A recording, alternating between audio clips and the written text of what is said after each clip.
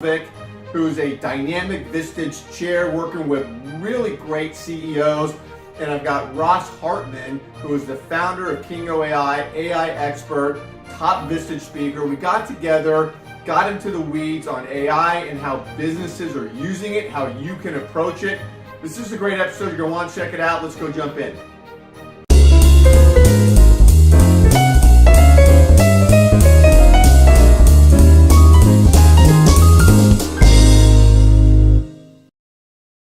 Hi, everybody. This is Paul Hitchcock. Welcome to Giant TV. I'm the founder and president of Giant Jacks Media. Really excited to have my guests here on today. I've got Bill Vick, who is an incredible Vistage chair in Northern California. Welcome, Bill.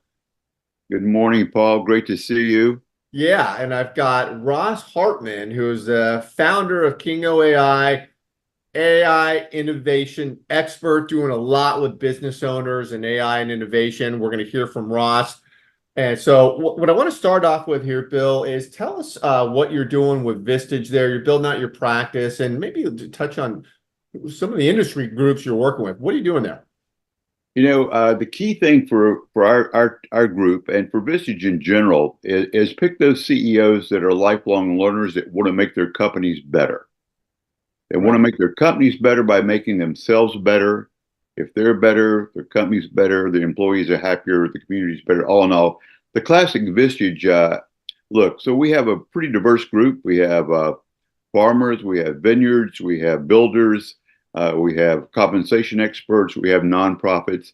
So across the board. And the thing I love about it is they being the CEOs are like sponges. They really want to know. They're reaching out. And the power of Vistage, of course, is they're sharing.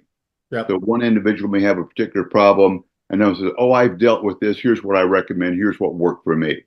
So that's, for me, is a lot of fun. And then as we look at the subject matter for today, AI has become something that pops up, started last year. Now it's almost at every meeting. Well, this happened. I saw this and so forth. Yeah. And I know you've got your thumb on the pulse of what's important for the leaders you're working with. AI is certainly one of them. And Bill, you have some open spots there. Who are you looking for? Well, we're looking for, someone that, say, 5 million plus in revenue. Okay. Yep. Up to a billion even. We're looking for people in the North Bay, but it doesn't have to necessarily be the North Bay. It could be the Bay Area. I'd like to have some more manufacturers. I'd love to have some people that are involved in more technical work. We've got a lot of fundamental businesses, but I'd like some tech entrepreneurs would be great. The idea of, and then some more nonprofits would also be of interest. Yeah, nice. And yeah, Bay Area, so you're north of San Francisco there, which Ross gets us into you and what is going on with AI. Maybe give us a little bit of a landscape there. Yeah, I mean, it changes so quickly. So, first of all, I want to say is that this last year was the chat GPT moment, right? Yeah. To where we got our first introduction, or I guess the general populace got their first real introduction to what AI can do for generative AI. And when people first start to use it, they might think that, it's kind of interesting. It can write some poems and do some songs and such. But when you get access to the pro version of ChatGPT, you start using GPT-4, which is the more powerful model, and you start looking at how it can help with workflow automation, well, then you really start unlocking some incredible possibilities for businesses, because you start looking at all of the things that knowledge workers do on a day-to-day basis, and you look at some of those tasks that they do, you can see how GPT-4 can be used to help automate a lot of those rote tasks, essentially. Now, the other thing that we're seeing is in the last 3 or so days, or maybe the end of last week, the GPT store came out by OpenAI. And this is kind of an app store for AI in a sense, where you can customize a ChatGPT chatbot for your particular use case. So businesses can create customer service bots. They can create internal training bots, anything like that, incredibly easily. And then finally, I'll say that Sam Altman, the CEO of OpenAI, gave us a little bit of a taste of what we might see this year, talking about GPT-5. He basically said that we are not ready. It is going to blow all of our minds, which I'm sure a lot of that is a little marketing speak. Yeah, a little hype. I do also believe that we are going to see some incredible AI this year. I'm so fascinated by all of this because the sources of information are critical. Are they verified, bona fide, and so forth? Are they believable? And I find that a lot of people, myself included, oftentimes if you read it or see it, you default to believing it. And so you have to be very, very careful. And I'm sure that the next iterations of AI are going to have some sort of proof or check or whatever, some sort of validation on top of that. But to add to that, in Vistage, we have we have networks within Vistage. We have builders, contractors, attorneys. We have all kinds of industry groups. And one we've done is a new network called AI. And we have like 45,000 executives around the world, and they're using it at different levels and in different ways. And they will post on a daily basis. Here's what I used that worked for me. I find it quite a powerful tool. That's It's great. incredibly powerful. That network, I've done a few videos. I've been fortunate enough to do a few videos for them, and it's such a great resource where you can really up your skills. And then the other thing is you can just ask people your AI questions in that community, and people are very helpful there. Exactly. I love it.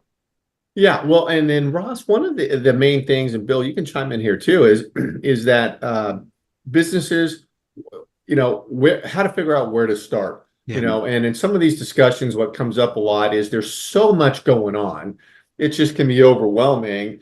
And I think what's great, Ross, about what you're doing and what every business needs is you got to have a blueprint, right? It's almost like an architect when you're building a house. You've got to look at something and have it. What can I do? And then you can start to build. Can you comment on that? Like, how did business get started? Yeah, no, it's a really great point because there is so much here and it's moving so quickly. How do you know where to begin?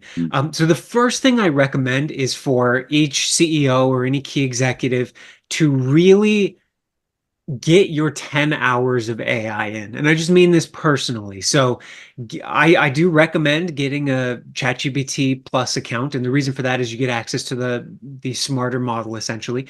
And when you get that, I encourage you to just play with it and start using it as a brainstorming partner, a problem-solving partner throughout your day. Summarizing emails, drafting emails, running more efficient meetings, creating agendas, whatever it is.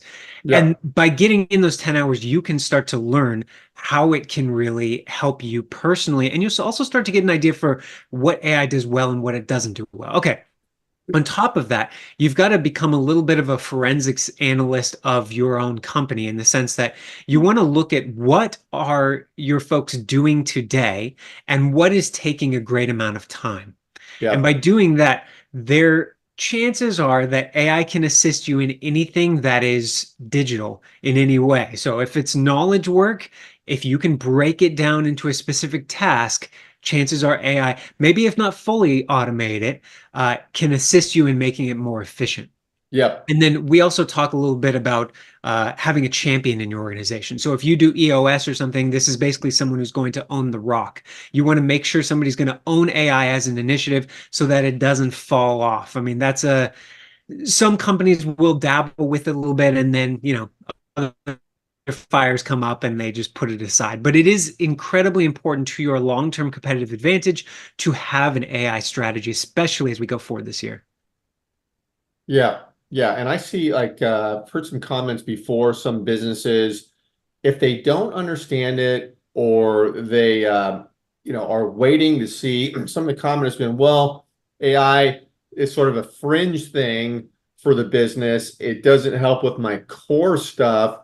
So I'm going to wait and see what happens. This came up in another session talking about AI, and that perplexed me. And Bill, you may think about this too, because like with the businesses that I'm involved in, I can just see 500 different applications for AI and innovation on not just fringe things, but core to the business. And Ross, you and I are talking about stuff for one of our businesses. But comment on that, Ross, is this is not a fringe thing, and right? I mean, it's businesses are getting in there with core initiatives. Yeah, and I think some folks in the tech field might have a little bit of PTSD in thinking about Web3. Yeah. And we were all 2 years ago thinking that creating digital monkeys and selling them was going to add trillions to the economy. And so maybe they're thinking, maybe this isn't what Yeah. AI is going to do, or AI is going to follow that trajectory. So the first thing I'll say is that with AI, we're already seeing value. So it is adding value today. It's not something that's coming in the future. It's not some promise. It's something that you can make use of today. And then the second thing I'll say is that 2023 was kind of, in my opinion, the year of the demo, where you can see Uh, what the potential is with AI, and you can see what it can do if you're super tech savvy. 2024 is going to be the year of the builder. So now all of these things that we know are possible with AI are really going to start to creep into the software that you have access to already. And then new offerings are going to come onto the market where you can take advantage of those and start to automate different processes in your business. But I think, Paul, to your point, this is not going away. So you can, no. Microsoft, Apple, Amazon, Meta, obviously OpenAI, they're all pouring billions of dollars into this technology. If nothing else, they're going to will this into existence. It is Yeah. not going away, and you can get value out of it today. Like Copilot with Microsoft. I mean, Yeah. it's quite an incredible program. And I look at how do you use like the smartest person in your room, okay, which is theoretically what AI is, the smartest person in Yeah. the room. And you can do menial tasks or maybe you can do strategic tasks, but you have to know how to turn on the machine. Yeah. Yeah. No. Yeah. Yeah, it's a great point. And I mean, Microsoft obviously is fully in on this. And to your point, maybe the AI is the smartest one in the room, or maybe it will be by the end of this year. But the thing also is we still today need to, like you're saying, guide the AI. That's why it's called a co-pilot and not yet a Pilot, digital worker. yeah, It's exactly. someone that you have to learn a little bit about prompt engineering, and learn how to get the most out of the AI to get it to accomplish your task with the highest quality, basically. Yeah, Ross, do you have like a basic curriculum or a basic recommendation for different levels of business, like scheduling, meetings, agendas, things of that nature that CEOs can use? Yeah, as far as use cases, I have a 3 hour talk about use cases actually. There you go. And obviously there's the low-hanging fruit of sales and marketing and customer support. There's legal documents, there's reviewing, there's scheduling you can tie to your email, all those sorts of things. You can quite frankly just explain what your business is to GPT-4 and then ask it, how can large language models help me? And then it knows a little bit about itself, which is kind of interesting. The other thing, though, is if you want to learn prompt engineering, you want to learn how to speak to the AI to get the most out of it, I would recommend a website called learnprompting.org. You can also just, Prompting.org. yeah, Okay. learnprompting.org. And, you can also just go on the internet and look up prompt engineering, but you probably get a lot of influencers there. Yeah. But yes, you want to learn how to talk to the AI to get the most out of it.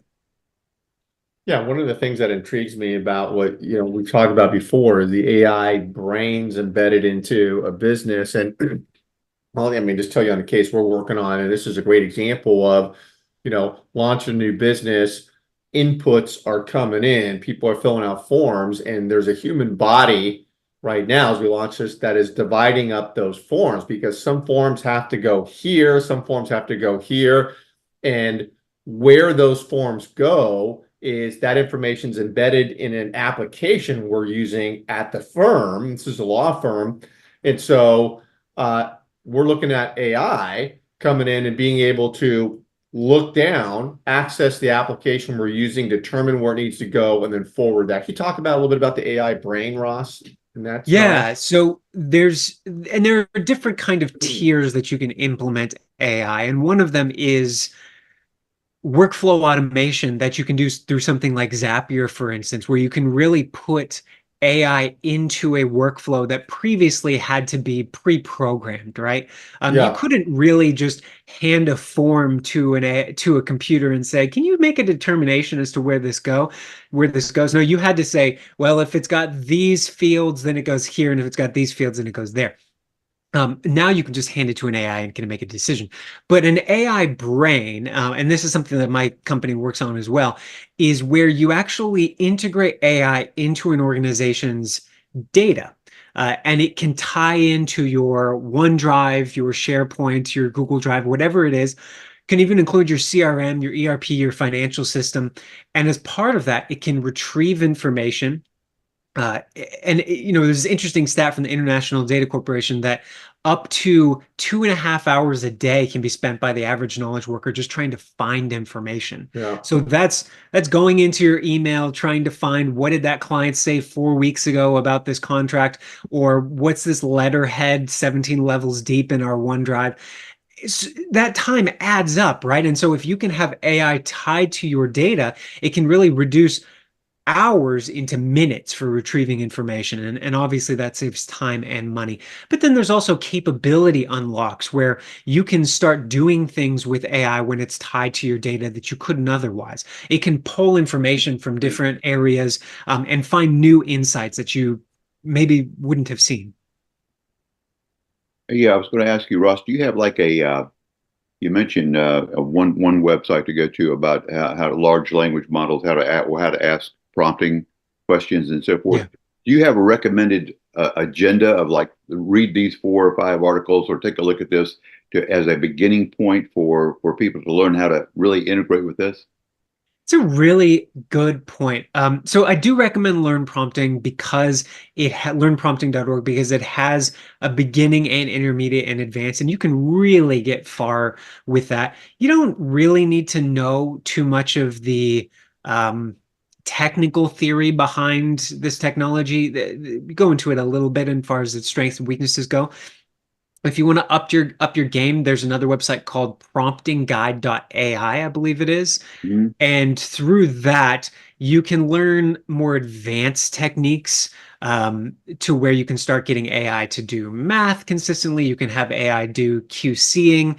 And then you may also just want to read a little bit about Zapier and how AI can be integrated into workflows. Yeah, that math problem could work really well for high school students in algebra and so forth. Okay, you don't, I mean, I'm sure you do know, but you can literally take and I've seen this, you can take a picture of a textbook page and say, solve these math No, problems, you're and it will messing. understand the problems and solve them and give them back to you just by taking a picture.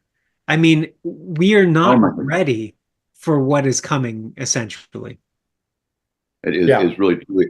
Do you have like a then we're getting a little bit in the weeds as we go into the prompting and so forth and so on. I Yeah. understand that, and most of the leaders and business owners are not going to get that deep into it. They might have someone on their staff do it, but do you have like a recommended like best practices, maybe that kind of thing? Yeah, just what I know, obviously, and there are a few things you have to look out for. You have to look out for hallucinations, which is where the AI can make something up and pass it off as authoritative, so you don't know if that's real I've or heard of not. that. Yeah, yeah. Yeah, one thing you should just understand from a tech perspective is that language models are just autocomplete machines. Now, there's a lot of people that would fight me on that, but truly they are just trained to predict the next word. And so essentially they are super fancy autocomplete machines. And what does that mean? That means that they want to answer your questions, even if they don't know the answer to them. So this is really where it's helpful to be a domain expert in the area so that you can identify when, quite frankly, the AI is lying to you because the AI does not yet know what is true and what is false. It just knows what is most statistically likely to come next. So this gets very technical on how to guard against that. Just Hmm. really quickly, use a search engine for any facts that you need. Always verify the output of AI. And you can also use a process called self-consistency. So and they give you some answer and you don't know if it's true, maybe you ask a couple other humans, and if they all get the same answer, then you're more confident in that answer. In the exact same way, if an AI gives you a response and you're not sure if it's true, well, you can ask different AIs the same question and see if you get a consistent answer, and that's called self-consensus. So How it many gets really AI platforms are there out there? And there's quite a few, I understand already. Yes. So there's Inflections Pi, which is much more trained to be like a conversational chatting friend. There's Anthropic's Claude. There is a company called Mistral. They have one called Mixtral. They have Mistral Medium. They have several. There's obviously OpenAI. There's Meta is putting out Llama, which is an open source. I should say Mistral is also open source. And then there's Google's Bard. Google's Gemini Pro came out last month. They're going to come out with, I think, called Gemini Ultra, which should be on par with GPT-4. This is only touching the smallest portion of what's available. For anyone who's super technical, you can go to Hugging Face. That's the website, and you can look up all the different models that are available, essentially. And then I'll also say these are just language models, right? So there's also images, there's also video, and there's audio. You can clone people's voices. You can create photorealistic images. You can now create some videos that I think are going to give Hollywood a little run for their money. We'll see. It's going to be, Oh, I we're going to know. get there in a few years. Yeah, heard a little bit about that. It's sort of like walking into the Library of Congress and say, I've got this problem. What do you recommend? Yes. Yeah, exactly. So the reference room librarian is there, and it's a computer. Yeah. Go have it. Well, I was going to say too, on LinkedIn, LinkedIn's got a platform called LinkedIn Learning. And if you go there, there's some great courses in there. I'm looking at them now. Prompting with ChatGPT, introduction to AI. What is generative AI? These are courses, free courses online you can take. So LinkedIn Learning is a great resource for a lot of this stuff. Yeah, Vistage has in their AI network, they have a curriculum as well, gentlemen, that they recommend using and so forth. We had one example, and we do have webinars in Vistage on using AI about once a quarter. I think we've got one coming up in February or March. So I'll be putting out information on that as well. Love it. Yeah, and I want to say to everyone listening here, obviously we could talk for hours on this topic. There's so much going on. This sort of just a high level, how to think about these things. And Bill, for those listening, Bill has partnered with Ross to offer a complimentary AI strategy session. So wherever you're watching this video, because we live stream this everywhere, it goes out there on LinkedIn, YouTube, all these places. Around this video, you can get connected to that. It's great. You get on a Zoom with Bill and Ross and get into your own business and how AI might impact you. And Ross will take a deeper dive with you and get some stuff to look at for your business. So check that out. It's around this video. I wanted to thank both of you for being here. This is great. And look forward to tracking the progress of all of this. Yeah, kudos to you, Paul, for putting this together, Ross. You're a leader in this, and I'm very excited about the future and working together. So thanks so very much. Yeah, thank you both so much. Had a great time.